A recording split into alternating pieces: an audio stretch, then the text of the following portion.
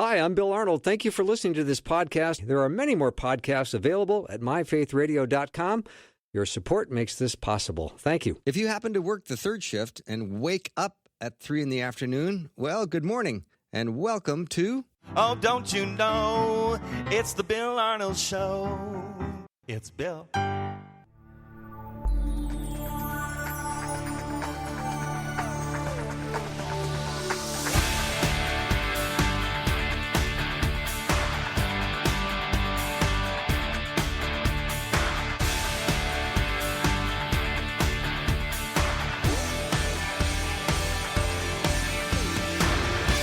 And a warm welcome to the Bill Arnold Show. So glad you joined me today. It's been a great day here at Faith Radio. And we've got a great show coming up for you. We've got J. Warner Wallace coming on in just a minute. Looking forward to him on the program. As always, Wyatt, I would say that Jim is one of my anything and any topic guy. You can go a lot of different directions. Anywhere, you don't have to, anything. And you don't have to give him much of a heads up either, and he's ready to roll. You think I ever give him much of a heads up? No, that'd be too easy for him. Yeah. Why would I do that? Well, you don't, and that's exactly why you don't. So it's good. But yeah, looking forward to the conversation. I'm glad he's a regular guest and willing to do so, and he comes on. And every time he comes on, I learn a lot. And so I'm always glad he's back. J. Warner Wallace, you can learn more about him at coldcasechristianity.com. Jim, so glad to have you back on. Well, the nerve-wracking hour of radio I do with you every month, because I have no idea. You don't even tell me. I don't Like, give even me give you a some clue. idea of what you want to talk about. No, I just don't. bring me on. And even as you're saying it, I'm like, you'll say, well, you wrote this article about this. And I'm like, did I? Yeah, like 12 years ago. Yeah, how are you digging that one up? It's just not fair. It's not fair. Yeah. So it's fun, though. let's talk a little bit about Alaska. I know you were there, 3 weeks, and you're back in California now? And Yep. We do 2-3 week stints every summer. And so it's a total of 6. And then we came back on Friday, and it's amazing. It's opportunity for officers and their spouses who are involved in critical incidents. As you know, this happens around the country, to kind of sort out their marriage and figure out what's been going wrong, what's been working, and try to strengthen those marriages. And so it's a marriage resiliency retreat, which I never really thought of myself being involved in. When you work in, I pretty much, when I wrote the first book, it wasn't about marriage. It was about the case for Christianity. But this is, if I think about it, I mean, Susie and I have been together for 47 years. I suppose we could probably tell you everything we did wrong, at least. Maybe that would help. So we started doing this 6 years ago, and now we just finished our 6th year doing it. So fabulous. Yeah, it's been great. Yeah, I love that you serve in that capacity. That's really inspirational to me. Now you're going to be in Minneapolis in the area in October, and Wyatt and I are going to try to get over to have a cup of coffee with you when you're in town. That would be awesome. Yeah, please do. It's in Egan, and it's I'm not sure how close that is, but it's pretty close, I guess, to the Vikings facility, because it's going to be held at this hotel called Omni Viking Lakes Hotel. Yeah, you can see the practice field from your room. Really? Okay. Yeah. Well, so this is something that'll be fun for me too then. I'm going to be there as one of the speakers, but it's for law enforcement couples or for single officers. If you just wanted to come, it's a 3-day retreat. It starts about 4:00 on Wednesday, October 14th, and it runs till about noon on the 16th, which is a Friday. And a lot of it is just trying to encourage police officers, because I've always felt that police, of course I'm biased because I worked in that industry, but I always thought this is the one foundational profession that is so necessary to establish a foundation in which every other profession can thrive. And this is why we get so upset when we see something that we think is amiss in law enforcement, because we recognize if law enforcement's sideways, that pretty much everything in your culture is going to be sideways. So we have to make sure that we are all on the same page. Could you imagine if Christians were involved in this industry? And to be honest, not a lot of police officers are Christians. And so this is something that we've seen a need to kind of talk about. How do you get through life? How do you get through critical incidents? How do you get through your marriage? And what's great about Billy Graham Association is they've been running this ministry for law enforcement for well over a decade. And they've developed these retreats, and I get to speak at a few of them. So I'll be there for this one. And it's free to any couple who is there for the first time. So people will fly in from all over the place. I mean, it's in Minnesota, but you'll see there'll be people there from all the states because they come in because it's free, and that includes the stay at the hotel, all the meals, all the sessions, all the materials. It's free to first-time guests. It's very minimal in terms of cost to second-time guests. But the whole idea is we want to introduce them to a ministry that could really help them survive and thrive in law enforcement. So interesting. I'm looking forward to seeing you in October. Hopefully we can get a coffee together. And also, this is an amazing conference. And I hope, and you said people fly in from all over the country for this. So this is a big deal. Yeah, I hope that you'll, if you can get there, it'd be awesome. Because, you know, every time I've done other conferences there where you've been able to sneak in and I always love it. Yeah, for sure. Just got a text from a friend of mine who is going to be listening today, but he said, I've been pretty glued lately to JWW. That must be you. I've listened to, guessing, 30 to 40 podcasts in the last few months. You got some fans. Wow.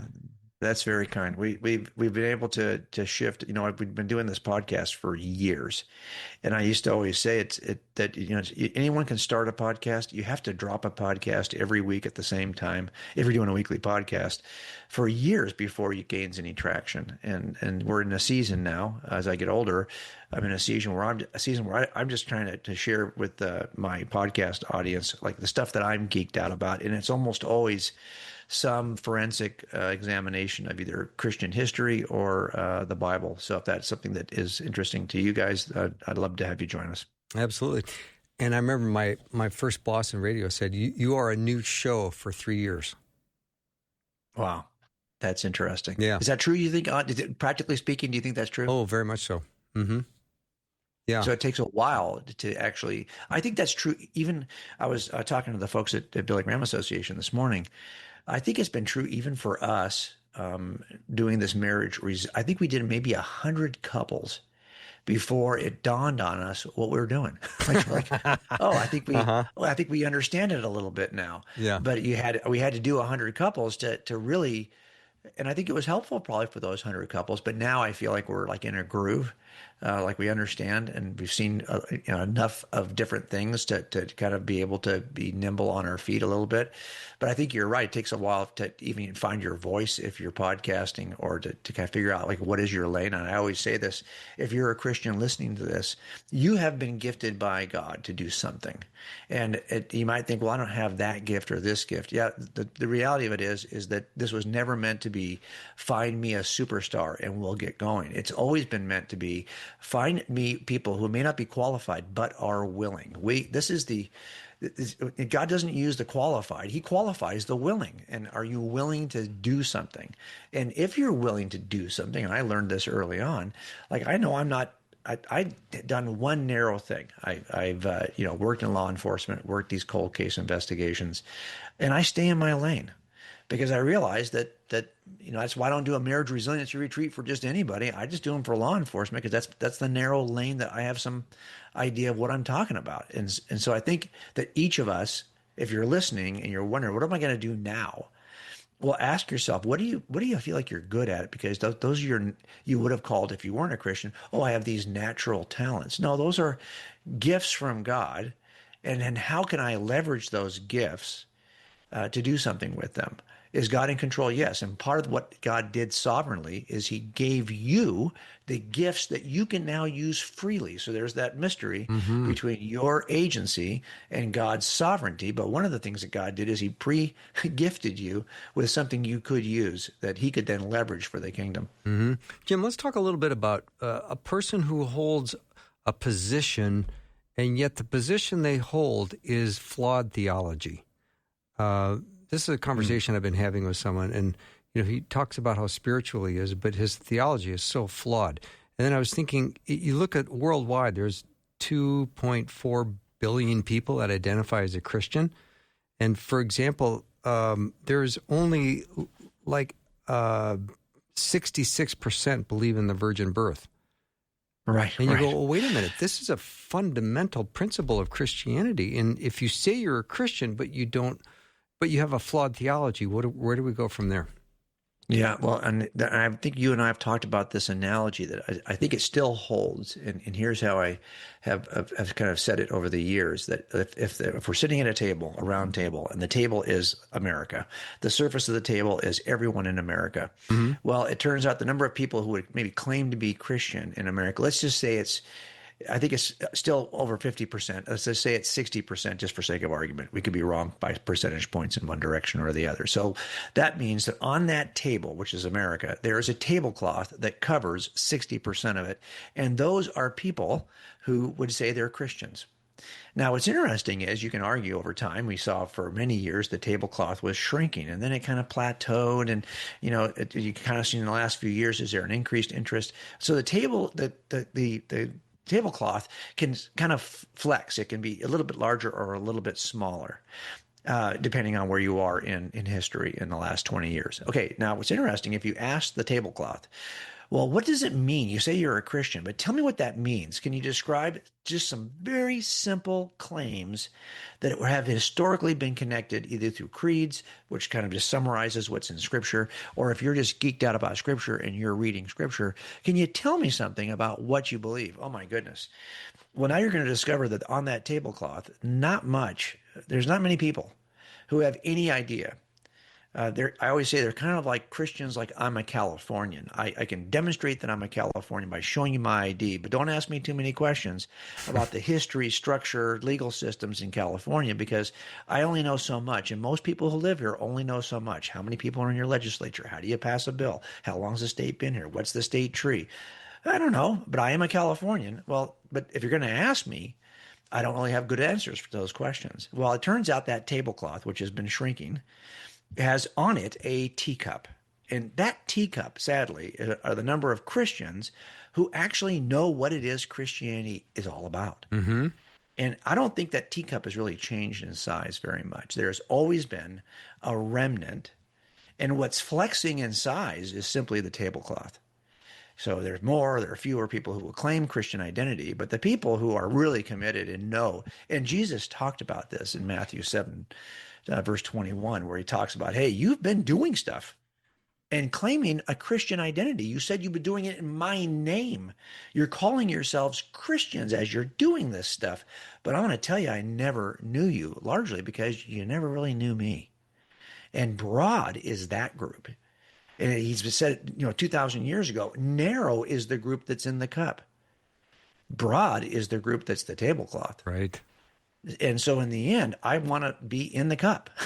And what's interesting about that is often when we get people who will say they have a Christian identity who will come to these retreats, if you ask them, and we do, we kind of have a question that will help figure out if you actually know what the gospel is to begin with. And so part of what we're doing in these retreats is simply clarifying what is the gospel.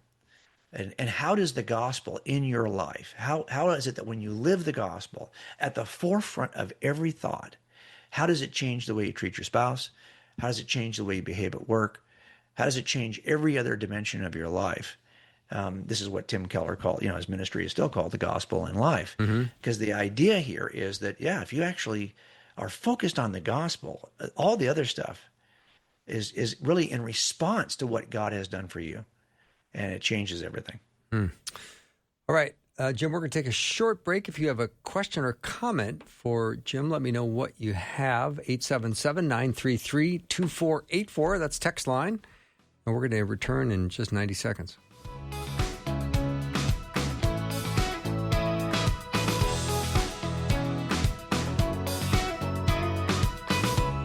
Well, we all know that prayer moves mountains and it even moves pebbles. So we know how important it is to pray, and if you want to pray with us and pray for others, we want you to do that. You can write your prayer requests and post it for others to see. And, of course, you can stay anonymous if you like. And when you go to the website and click Let Us Pray For You, it will bring you to the prayer page. And while you're on that page, you can pray for others as well. So if you're looking for a community of believers to pray for you, just click Let Us Pray For You at myfaithradio.com or on the free Faith Radio app.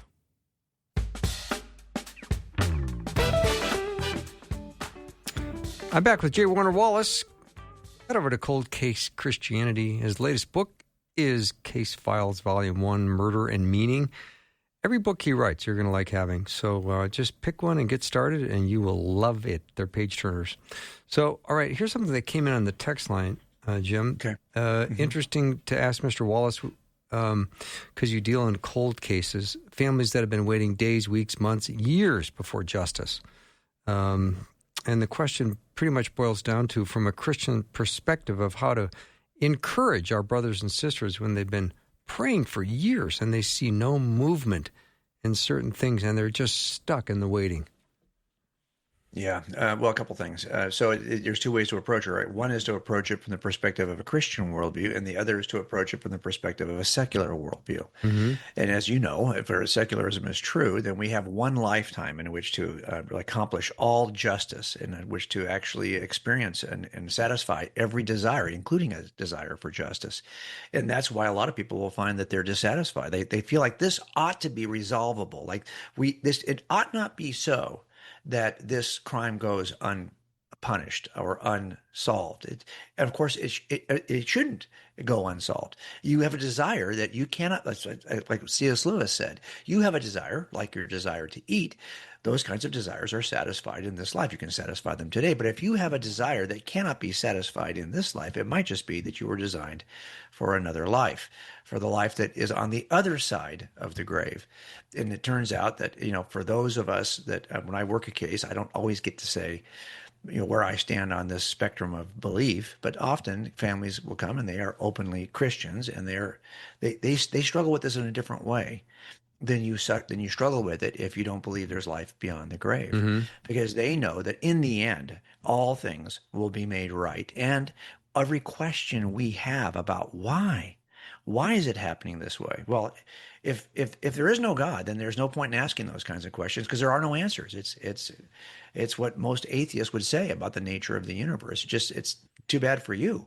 I hate to say that, but there's no God that's in control of any of it. It's just a random series of events that occur based on physics, space-time, matter, physics, and chemistry. And so there's no point in asking a why question. Now, what I typically do with that, when we've got somebody who's like waiting forever, well, first of all, I've got lots of examples of cases where people have been waiting and thinking. Usually when you knock on that door and reactivate a case, you're probably pretty close to making an arrest, because you're not going to bother the family and get their hopes up just to have them be disappointed again. So I typically won't knock on your door or do a family interview until I'm pretty close to making the arrest, so that I'm just bringing you in at the last minute to clear up some details, because I'm sensitive to that issue. But in the end, I've got many examples of cases where, what got it solved? It was the persistence of a family member who was a pain in the side to the original investigator. And often what happens, like the original investigator retires, he gets transferred. It's not like he doesn't care anymore. He's just no longer the guy to go to. Mm-hmm. Well, who do I talk to now? Well, then they're writing the sergeant. Well, then he retires. Well, then who am I talking to now? Well, now they're writing the chiefs of police. They're writing the district attorney in Los Angeles. They're writing the governor. I had a sister who every year, and I suggest this for those of you who have a family member who was killed and it's unsolved, this sister made it a point that on the anniversary of her sister's death, every year she cut a letter to our chief of police, to our city mayor, to the governor, and to the attorney general. And she did that every year for the, let's see, but this was a case, it's probably 32 years. 32 years. Now, you think during that time of 32 years, she wasn't thinking, no one's ever going to pay attention. And I had no connection to that case. Eventually, a guy who has no connection to anyone who worked the case 30 years ago gets activated to work a case. And so how do you keep it alive? You just pick a date, either the birthday of the person who died or the day that she was killed or he was killed, and she would write a letter, and then I would always get that trickle down. You work in this case, and when I first started working cold cases, that was not the first case I worked, but I knew it was there because I got I got reminded every year that it was there. So we eventually did get to it. So that's why I say don't get frustrated with this.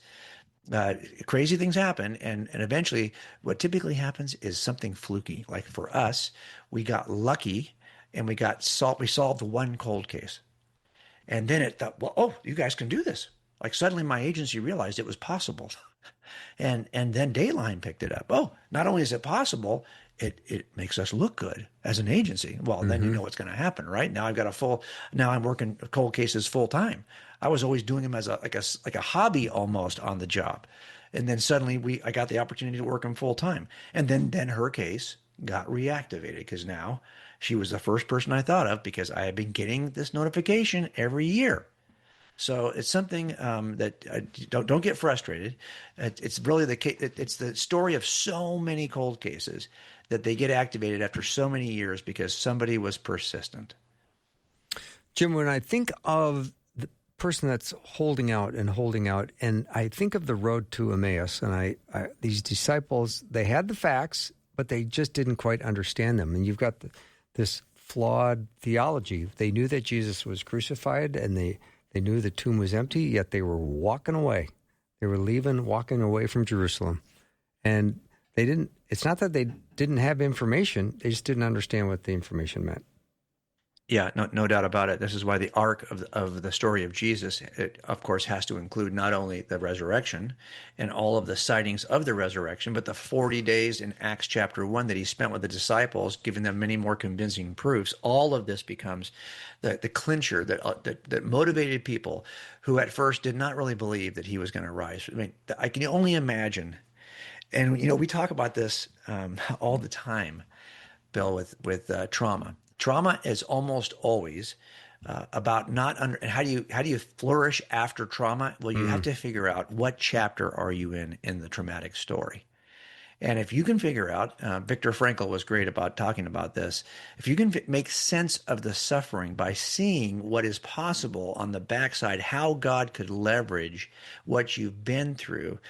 And let's say that every life is a 10-chapter story. Often people who get stuck in PTSD after a traumatic event, they'll live 4 chapters before the trauma, and then the trauma, say, is chapter 5, and then they spend the next 5 chapters reliving chapter 5. So their story is basically 1, 2, 3, 4, 5, 5, 5, 5, 5, 5. They can't get out of chapter 5. But if you can think, well, what is the potential for my chapter 7, 8, 9, and 10? What could it be? Those people who are thinking about that, who understand that their story is more than just the 5th chapter repeated 5 times, those folks end up flourishing. So look at the cross. So on that cross, I only think about it because you're talking about the road to Emmaus. These folks did not clearly. The people, if you drew a radius from the base of the cross, and that radius circled all the people who were standing at that cross, watching Jesus crucified, there was some trauma in that circle, because we can see from the Gospels that John is in that circle, the Marys are, the women are in that circle. His followers could not believe, and they were sobbing, and they were traumatized by this. Their expectations were shattered because they had expectations that weren't accurate. Like, you're here to save us, you're here to lead us, and here you are dying on this cross. They are experiencing all of the trauma.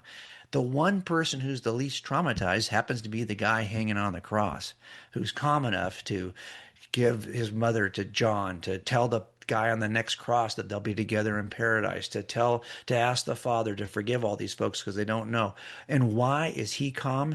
Because he knows what chapter he's in. He knows this is only Friday, Sunday's coming. There's chapters after the trauma that will change everything. And clearly, if the people in that radius had known what was coming, they would not have experienced the crucifixion the same way. And the people on the road to Emmaus, because they didn't have a clear understanding of what the mission of Jesus would ultimately be, were experiencing this.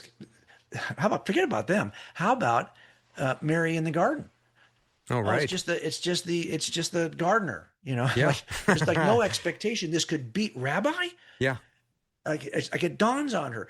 Why? Because it turns out almost all of your experiences are so expectation driven. This is the same thing that happens when you go to a restaurant and it's been rated, 5 stars, and you go and you have a 4.2 meal and you're upset because, but look, a 4.2 meal is not bad. Yeah, but I was expecting a 5-star. So it turns out that whatever your expectations are, they kind of set either your level of satisfaction or how you perceive something, because they obviously had no true expectation that they didn't think this was possible. That's one thing to do the miracles that Jesus did, but apparently that idea that somehow victory would mean first dying on a cross seemed just out of the question. And of course, that's why they received him the way they did in the first hours. Mm-hmm. Jim, I'd love to talk more about the summer in Alaska, because you're dealing with people who have had trauma, men and women in law enforcement that have suffered trauma. And if you don't have a Christian worldview, you're not going to process that trauma as well as you would if you were a follower of Jesus. Kind of what you were just saying. But are you at liberty to share some of the stories and how people are dealing with their trauma? Well, generally, I can say this, that you're absolutely right. It's not that yes, it's all about, we are a Christian ministry. We're up there because we think that the worldview that captures reality is called Christianity. And it's a transcendent worldview in which life is not the line segment that you and I often talk about. It's not the 90 years from birth to death. We believe that life is a ray that starts at birth, extends through the point we call death, and it continues infinitely on the other side of the second dot. And this view of the world changes the way you experience trauma, for sure. But more importantly, when you go to a marriage resiliency retreat, most of the time, the classes that people will do are all about like the tools that people use in marriage. It's going to be about some conflict resolution. You might talk about some apology stuff, how to repentance and forgiveness. You'll talk about the value of the kind of communication tools. Most people, when they come up there, will say, we sure wish we could communicate better. And I could very easily just do, 5 days of communication tools. Blah, blah, blah, blah, blah. I'm just going to tell you, I tell these folks the same thing. I can give you all the tools in the world, but until you know the tool maker, ain't nothing going to change, And how many times have you been, if I give you directions to get to this retreat we're doing there and you didn't know how to get to this hotel, and I just said, okay, you don't have a phone, you can't use your mapping system, but I'll give you directions, don't worry about it. And I tell you, just go a couple of miles down here, make a left, go about 3 blocks, make a right. You're going to go past the first set of lights, you're going to go to the second set of lights, you're going to make a left, make a quick right, go right away, make another left, go about 4 miles down, make 2 more rights, and then make a left, you'll be right there. I've given you now adequate guidance. But you know what's going to happen. You're going to get in that car, and a couple turns in, you're going to be completely lost. What did he say? It turns out when you have the guide in the car with you, I can tell you, no, make a right here. Yes. So you have to make a decision. Do you want guidance or do you want the guide? So we don't want them to go home with just guidance. We want them to go home with a relationship with the guide. Yeah, that's such a good point. It's like people that have a first aid kit, they take it on like a camping trip, but no one's ever opened it. Yeah, that's right. They don't know how to use it. That's true. Yeah. Well, and this is the other thing too. We also don't want, so a lot of times people come up, they aren't believers. So we have to introduce them to the guide. Right. But a lot of times they'll come up and they are believers, but they've never they've never like consulted the guide. They've never either, number one, they can't tell you what's in scripture. What does God say about anything? Okay. Mm-hmm. And it's often because they're holding on to something else. They've never let go of it to hold on to God. While I was up at this retreat, my 1-year-old granddaughter, who has been able to walk for probably 2 months, finally let go of her dad's finger, and now she's like, she can't stop walking. She's like speed walking. Okay, but for 2 months before we left, every day I would say, "Come on now, you can do this. I've seen you do it. I've seen you without thinking go from one couch to the other. Just come on, just stand up and come over to me." Wouldn't do it. Instead, she would sit there and say, no. She wanted me to come over and give me her finger so I could help her. Now, there's a sense in which at some point, something in her formation just clicked and she realized that she could take a step. And then she wouldn't look back. And I often wonder if when you talk to people who are trying to make a decision about how much they're going to trust God, like they're holding on to the things of the world that they've been holding on to for their entire lives, not realizing they could just trust God for this. And I always wonder, like I wonder with my granddaughter, what was it developmentally that happened that suddenly one day she realizes, yeah, I'm good. what is it going to take developmentally with these couples for them to suddenly realize that I don't have to cling to my identity. I don't have to cling to what I do at work. I don't have to cling to all the things I thought where I was saving myself. I could actually let go of all that junk and just trust God for this. I don't know what it's like. I can only say you can only do so much. It's all God's work. The gospel has all the power, but at the same time, you see how Paul will contextualize the gospel depending on who he's talking to. I'm always trying to figure out, well, how can I state this in a way that you'll go, oh, okay, now I see what you mean. Mm-hmm. That's what we're trying to do there. Yeah. I remember I was in Dublin working, and I had to get to a radio interview, and I got very turned around in the streets of Dublin. They were very confusing to me, and I was starting to have this full-on panic because I was on foot, and I actually went into this little restaurant pub, and there was a guy there, and I said, hey, can you tell me where the RTE radio station is? And he said, well, it's a little tricky from here, but I'm just heading that way. Why don't I just walk you there? And I thought, wow. Really? And so, he said, I got a shortcut, and he took me right to the front door, and he goes, there you go. And I said, oh, thank you. And that's just the example of I'd rather have the guide with me. Yeah, no doubt about it. And I think that this is I think for cops especially, is that we are always the guide. In other words, you call us to solve the problems. Yes. We don't ask you how to solve our problems. You call us to solve your problems. Right. And I think that sticks us in a way of thinking that's actually hurting us, because we think, hey, we can figure this out. Yeah. We'll take a short break and come right back with J. Warner Wallace. Go to coldcasechristianity.com to check it out and all of his books.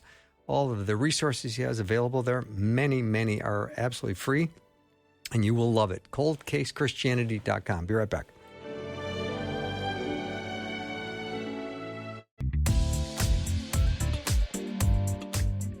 So glad to be back with J. Warner Wallace. Jim, I don't watch tons of news. I don't know how much you consume, but when I hear voices out there saying that they would like to abolish police, I don't know what you think of when you hear that. Well, I guess it comes from a couple of different places. I mean, one, I would love a world in which there was no need for police. No, I would too. So if that's what we mean by abolish police, then I can at least sympathize with the idea that it'd be nice to live in such a world. The problem, of course, is that we know that our theology as Christians actually happens to match reality.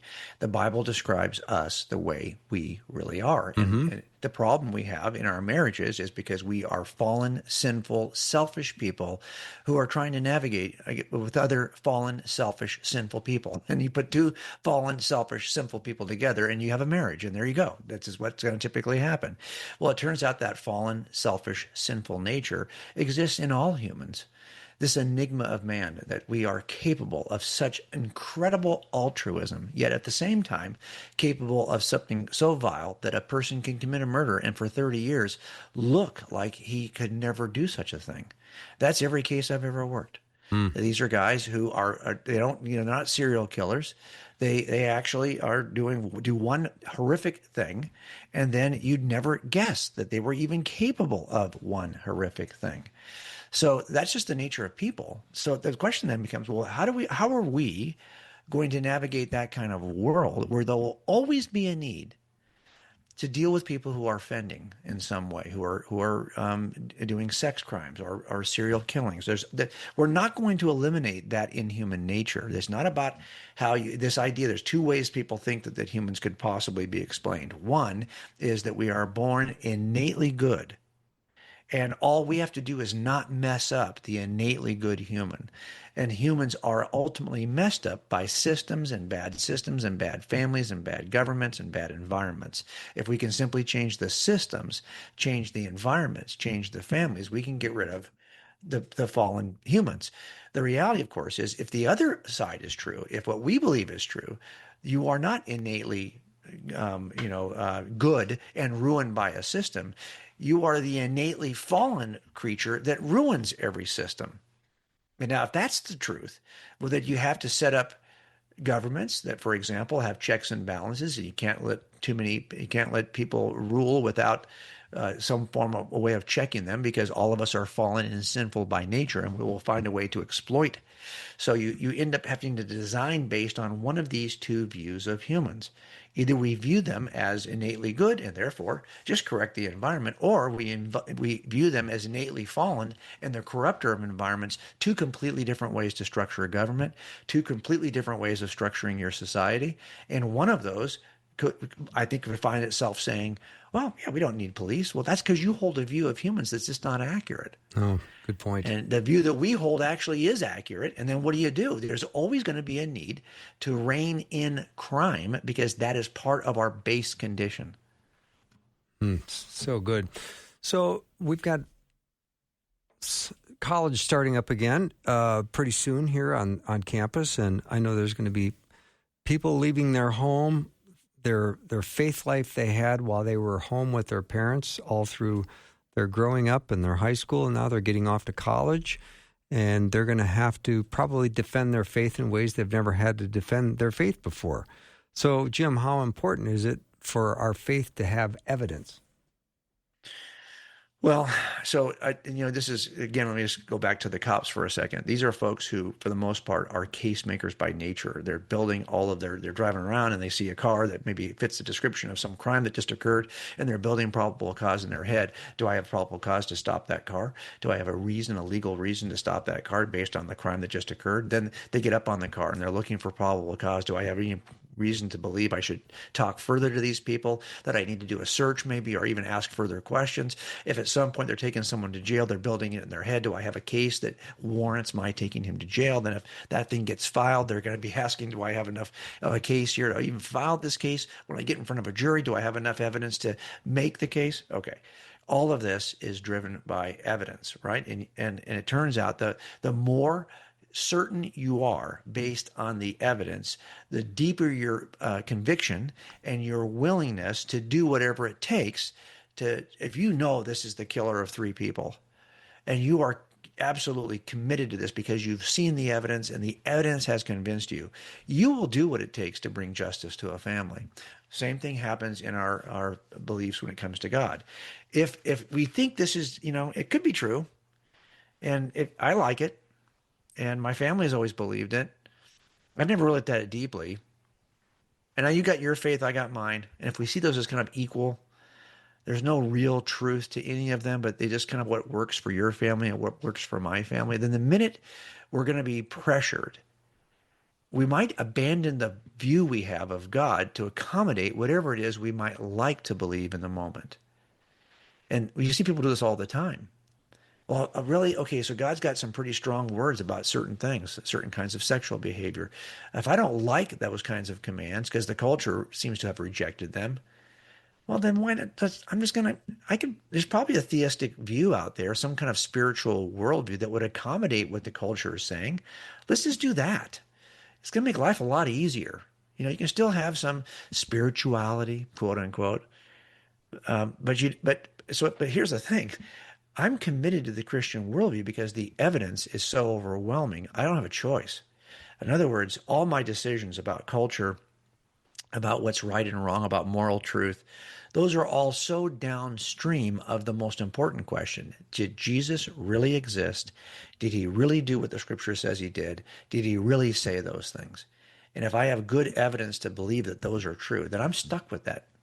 That's where I'm ultimately going to bend my knee to who Jesus is and what Jesus said. Not because I like it or it's convenient or it's the religion of our family, but because it is the truth. And how did I get there? Well, because I examined the evidence. The stronger your evidential certainty, the stronger you will hold on to a view when it's challenged. The greater your evidential certainty, the more committed you will be to stand strong and stand firm in a culture that is going to scream at you. So if anyone wants to have a worldview that is unflinching, grounded in something more than your personal opinion that can change tomorrow if it works better for you, ground it in something you can't change, which is just the historical facts. This is what happened in history. This is who Jesus is. and I'm stuck with that. And because I know that it is true, I cannot change the words of Jesus. He's not my personal, I can change everything he says to meet my personal needs that day. No, this is what he said. This is who he was. This is what he did. And I'm going to have, if I want to call myself a Jesus follower, if I'm committed to the evidential approach, I'm stuck with that, and I'm not going to flinch. So it's pretty important that you have some biblical literacy. Oh, absolutely. This is one of the things that I think is the thing that changes everything. How I've been saying it to cops is look, there's a lot of stuff you're geeked out on that, and you'll see this during the downtime. We'll be in between of things we're doing in this retreat, and somebody will strike up, one of the guides who's up there will strike up a conversation about, let's say, rifles, hunting rifles. Okay, well, I'm telling you, some of these guys, they can tell you every little detail of what grain ammunition they're using to hunt this kind of animal, whatever. I mean, they're geeked out about it. They never sat down and said, I'm going to spend the next year studying rifles. No, that just happened naturally because that's the stuff they were so interested in. Or I saw a conversation once up there about running shoes. I mean, I didn't even know all this stuff could be talked about when it came to running shoes. But this guy was like a gym rat, and he was a runner, and he talked about the toe box, and I mean, he had all this stuff. I mean, this guy could say more about running shoes than I even care to repeat. But it's not like one day he woke up and he said, I think I'm going to start to study clothing.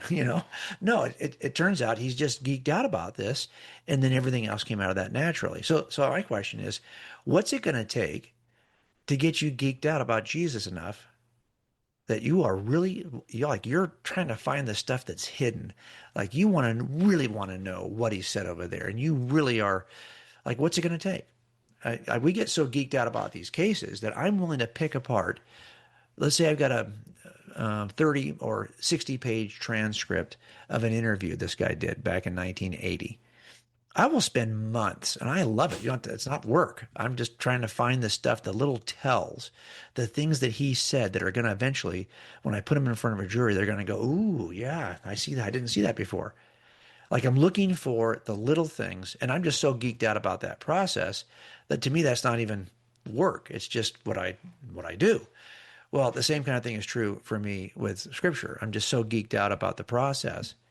But you can't light that kind of fire. You can't, I don't know how to, that's something that God does, right? Mm-hmm. But I know this, you're not going to ever be that geeked out about it until you first, these cops at least, first are like, okay, I get it now. This is true. This actually happened. So this is not just an opinion. This isn't just my worldview of choice. This is actually the way the world really is. And once they at least get to that point, I think we got a better chance of getting them geeked out about what God says. Mm-hmm.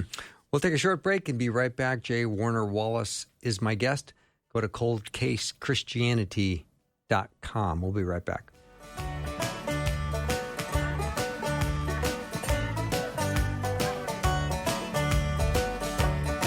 If you're like me, you love that Faith Radio app, and it makes it possible to stream shows wherever and whenever. My favorite things to do. So when you listen to the Faith Radio app, you can hear conversations that you're looking for or that you love on demand. So you can listen live, you can replay your favorite conversations, and find new programs that you will love. So find hope in every moment right when you need it. You can text the word app to 877-933-2484, and then just follow the link or search Faith Radio Network in your app store.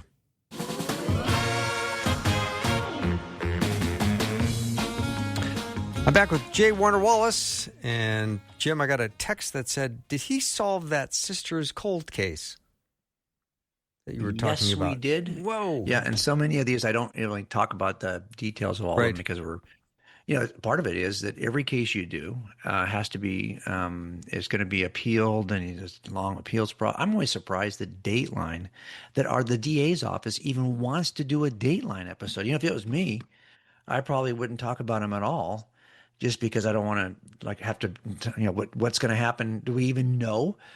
The appeals in California can go forever. So, but we do talk about them, and at least it's all public record, I guess. What's the difference, right? It's all going to be out there. It's all available to anybody who wants to dig, but Dateline makes it pretty. And Keith is one of those guys who could make anything. Have you ever seen Jim Gaffigan's bit on Dateline? No, I haven't. The comedian Jim. Oh, you have to look it up tonight. Yeah. Yeah, it's hilarious because he does a little piece of Keith Morrison that's just, anyway, for anyone listening, Jim Gaffigan's got a great Dateline bit. It's worth listening to. There's another comment that came in. Jim, we have a family friend who had a lifelong career in law enforcement and retired FBI agent. He lost his teenage daughter many years ago in an auto accident. Though his wife is a devoted follower of Jesus, he's been resistant to the gospel. Mm-hmm. So yeah, no, that's not unusual. I mean, a lot of it is, if you think about what most objections where they typically reside, it's almost always some problem of evil. Like, why, if God, why this? If God is all powerful and all loving, what in the world? How do you explain this murder? How do you explain this accident to somebody who you might say is, well, this is the most godly person I've ever known, and here, taken in an accident, and there's no sense or rhyme or reason. If God is all powerful, why would he not stop that? He doesn't have the power? Well, then stop calling him all powerful. If he's all loving, does he just not care? Well, then stop calling him all loving. So I think in the end, we have to be able to ask the question, is it possible that there's any reason at all that God would allow something to happen? And if there is a reason why God would allow, a good, all-powerful, all-loving God would allow something to happen, what would be the reason? And that's, I think, part of what if I'm working with somebody, a family who's experienced that kind of suffering, and they're open to what the Christian worldview teaches, well, then I think we can, but I don't even think a lot of people who are Christians necessarily would know how to answer that question, because they haven't really, how many times do you go to church and you'll hear something like, well, if you just believe this, God will bless you with a good marriage. Like, this is seen as kind of the solution that makes life better. And then what happens is life doesn't get better. It seems like it's still hard. Well, then how do you explain this? So I think what we have to be able to do is explain why God would allow things to happen a certain way. What is God trying to achieve? But yeah, I see this a lot where you'll get one member of the marriage will come up and they might be a believer, but the other is not. And it's always wise to ask, well, why? Why not? I bet you if you asked that particular FBI agent, it would have something to do with the loss of his daughter. That's probably why she's mentioning it. And we have to be able to navigate have those kinds of conversations. Not that you're necessarily going to have a great answer, but are you willing to talk about it? Are you willing to even approach an answer? Are you willing to at least listen? A lot of what we do, Bill, is what we call the ministry of presence. There's some of the stuff I can't fix. Like, some of this stuff is like bigger than all of us. But I can sit and be present with you and just kind of walk through it with you. I'm not necessarily going to solve everything that, you're not going to solve every issue that comes up there, but just sitting with people and having a compassionate ear. And if you don't know the answer, just say, well, let's try to travel through that together. Let's take a look and see if we can find an answer together. You don't have to have the answer in the moment. Boy, just by noticing people, giving them eye contact and being curious and listening, it really makes a difference, doesn't it? Well, I think sometimes people wonder, is there space for me in this group of Christians? This group of people, you call yourselves Christians. Well, I don't think I fit. I don't think there's a room for me over here. And I think part of it is just making sure that people know that we're all, a different kind of mess, a different kind of hot mess.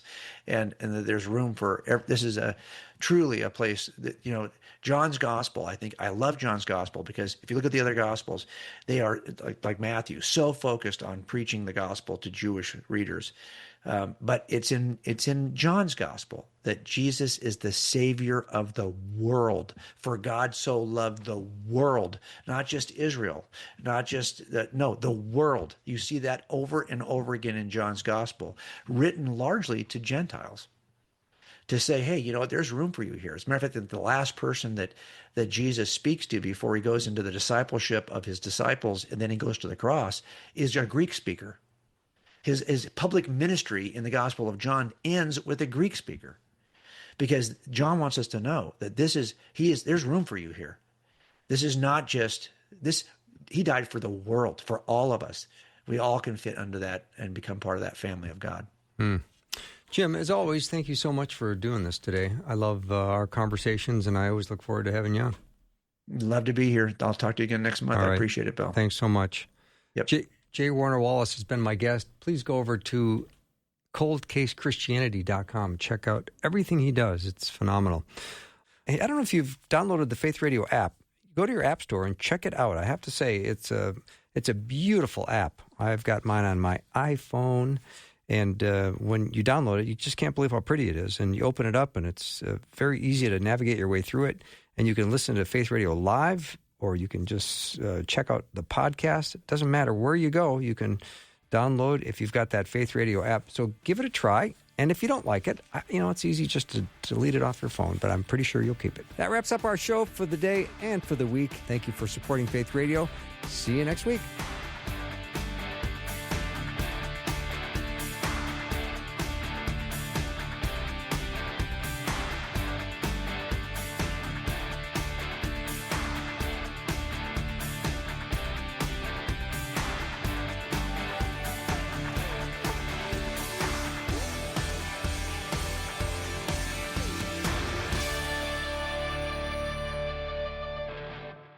Thanks for listening. Programming like this is made available through your support.